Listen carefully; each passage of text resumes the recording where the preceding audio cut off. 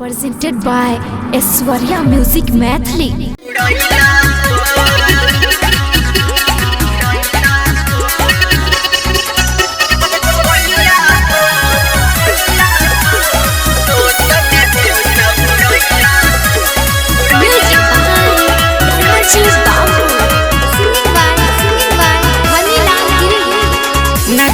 कोई सोन मुंड बनोइलो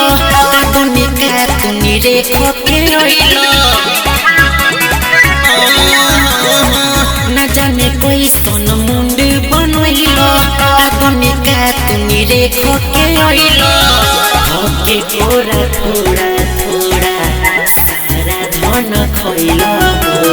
मीठा मीठा कोइला हो जोश में होश उड़ैला मीठा मीठा कोइला हो जोश में होश उड़ैला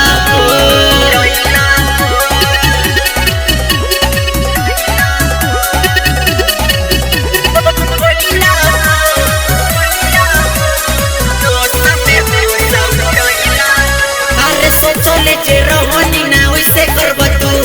पहले नहीं रहनी कबो काम सुनाऊ चोली के बटन मोरा ढील कइलो सारा बिछवाना तू ढील कइलो हाथे दुनु फल बर मसिया मुँह से झूठी अइला हो मीठा मीठा कोइला हो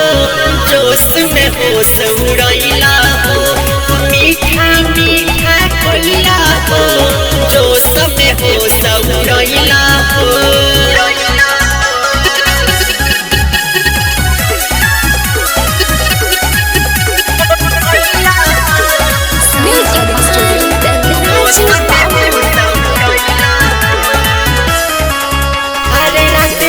चोए चोए कोई लपला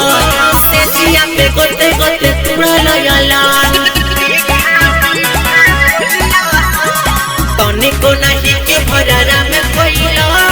बोला हनी काहे पैसा ने कोइला सामी रोशन गुडू गौरव अभिनव से बतैला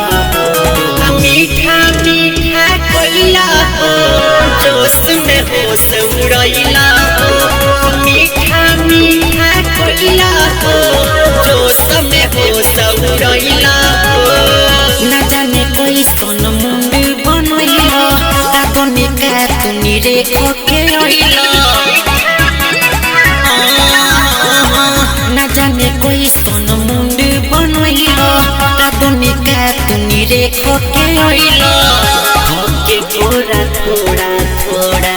सारा धन खोइलो